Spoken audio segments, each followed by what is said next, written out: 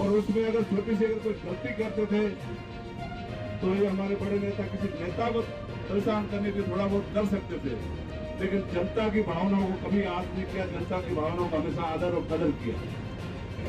लेकिन इस बार उल्टा हो रहा है। इस बार जो नेता है उनको परेशान नहीं किया जा रहा है। तो जनता नेताओं को परेशान करे तो हमें उसमें कोई तकलीफ नहीं। मेरा गांव किसी और गांव में डाल दे, किसी और पंचायत में डाल दे तो मुझे कोई तकलीफ नहीं, नसूर साहब को कोई तकलीफ नहीं, कन्नड़ साहब को कोई तकलीफ नहीं। आम लोगों को जो परेशान किया जा रहा है, आम लोगों की भावनाओं के साथ जो खिलवाड़ किया जा रहा है, इस सहन से परे। पंचायत मुख्यालय 500 मीटर पे है पहला, और नया पंचायत मुख्यालय बनाया जा रहा है वो 23 किलोमीटर दूर बनाया जा रहा है। ये गलत है। जनता को परेशान करने के लिए जो पुनर्गठन किया जा रहा है ये बहुत ही गलत है। इसके कई उदाहरण हैं, मैं आपको एक दो उदाहरण भी बताऊंगा। हमारे श्री विधानसभा में एक पंचायत बनाई जा रही है जाड़ीला। जाड़ीला को बनाने के लिए एक गांव है धोलकिया, उसको डाला जा रहा है जाड़ीला में। धोलकियों की वर्तमान पंचायत जोनेजो यूनिवर्सिटी है। धोलकिया को जोनेजो यूनिवर्सिटी आना पड़ेगा, फिर पंचायत आएगी कोटड़ा, कोटड़ा जाना पड़ेगा, और एक नई उन्होंने प्रस्तावित की है झरी, वो भी बीच में आएगी। 3 पंचायतों को पार करते हुए उनको जाड़ीला में भेजा गया है। ये अन्याय कहलाता है।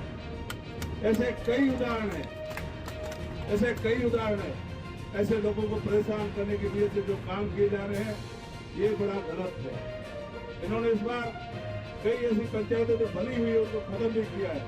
हमारे पड़ोस में जैसलमेर जिले के मामला हो, चाहे धौरीमना का मामला हो, चाहे बालोतरा का मामला हो, बाड़मेर जिले में भी ऐसी कई पंचायतें हैं जिनके नाम चेंज किए जा रहे हैं, उन पंचायतों को खत्म किया जा रहा है।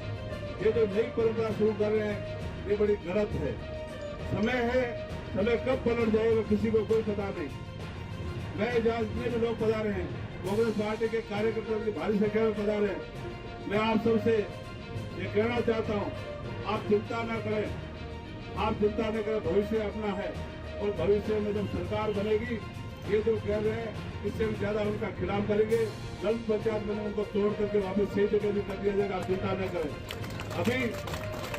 अभी जो ये समय चल रहा है, आप यहाँ हजारों की संख्या में आए हैं, एक छोटे से आह्वान पे फिर अपन एक संगठन रूप से जरूरत पड़े तो और भी धरना और प्रदर्शन करेंगे।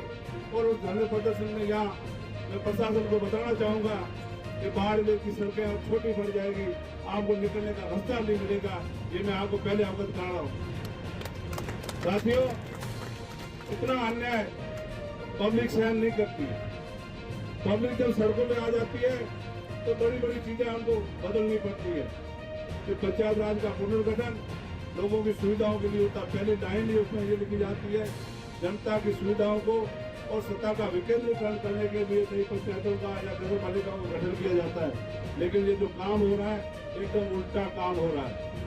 हमारे यहाँ नेताजी ने अपने दादाजी के नाम से पंचायत बना दी, अपने संबंधी और सगा के नाम से पंचायत बना दी, जहाँ पर एक भी घर नहीं है, एक भी खाने नहीं है, और एक भी ऐसा नहीं। और सैकड़ों साल वक्त सेटलमेंट के वक्त के जो गांव बने हुए उन गांवों को उन्होंने छोड़ दिया।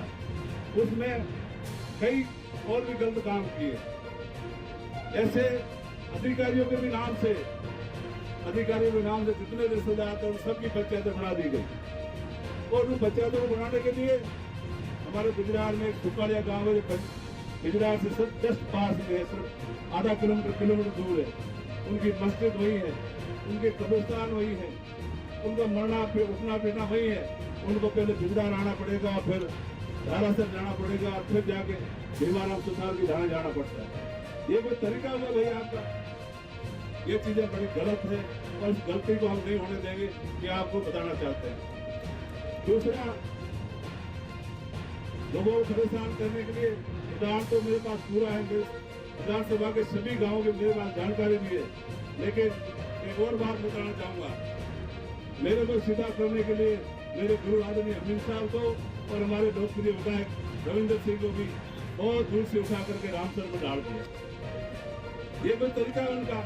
अगर रविंद्र सिंह से बदला लेना उसको हरा दो, उनसे नहीं हारेगा, मैं उसको हरा दूं आने वाले चुनाव में। चिंता क्यों करते हो आप लोग? आप चिंता क्यों करते हो? उनको उठा करके हमसे डाल करके और हमसे सीधा झगड़ा करा के प्रधान में, प्रधान को झगड़ा करने की जगह होती है क्या? जब उनके काबू में वहाँ नेता लोग नहीं आ रहे, उनको परेशान करने के लिए जो एक समिति से उठा करके दूसरी समिति में डाला जा रहा है, ये नियंत्रण रूप से गलत है। इनको हम चैलेंज करते हैं और प्रशासन को कहना चाहते हैं, जो लोगों की सुविधा उनको वहीं रखा जाए। उसमें चाहे आदरणीय अभिन साहब हो, चाहे रविंद्र सिंह हो, चाहे किसी पार्टी का कोई नेता हो, उनकी सुविधा हो वहाँ रखा जाए। पहले जो परिश्रम हुआ पिछली बार, एक भी परियोजना किसी की नहीं आई, किसी ने कोई ज्यादा शिकायत नहीं की, छोटी शिकायतों को छोड़कर। इस बार आप देख रहे होंगे, मैं पत्रकार उन लोगों को बताना चाहूंगा, कलेक्ट्रेट में हमेशा हजारों की संख्या में लोग आते हैं और प्रशासन ने भी पता नहीं क्यों इतना क्या दबाव इनके ऊपर आंखें मूंद ली है। पहले का 2500, फिर का 2000, फिर का 10% छूट, फिर का 20% छूट, अब 1200 क्या पंचायत बढ़ा रहे। हाँ, विशेष परिस्थिति में आप बढ़ा सकते हो, ऐसी कोई परिस्थिति नहीं। बिना परिस्थिति के, बिना कोई जरूरत के आप डेली पंचायत बढ़ाने के लिए लोगों को परेशान कर रहे हैं, जनता को परेशान कर रहे हैं। किसी नेता को परेशान करें उससे कोई फर्क नहीं पड़ता, जनता को परेशान करना गलत है। और ये संवैधानिक जो हक है जनता का विरोध करने का, आप सावधान रहे, समझ जाए, उसको ठीक करें, लोगों की भावनाओं का कदर करें, इनको सुने। अगर इनको नहीं सुनेंगे तो बहुत बड़ा आंदोलन होगा और आने वाले समय में इस पार्टी के पता नहीं क्या क्या नाम रख रखे हैं, कुछ पावर सेंटर, कुछ सुपर सेंटर। ये power centre, super centre permanent नहीं होते भाई। कर्नल सोनाराम जी भी MP रहे, MLA रहे, कई पदों पे रहे, ये भी कहते थे, लेकिन आज अपने बीच में है, इतने सीनियर आदमी है, इनकी भी कोई शिकायत तो बताओ आप। इन्होंने भी की है ना, पहले परिश्रम किए होंगे, उन्होंने भी किए होंगे, कोई शिकायत नहीं आती कि लोगों को सुनते थे, लेकिन आज कोई सुनने वाला ही नहीं है।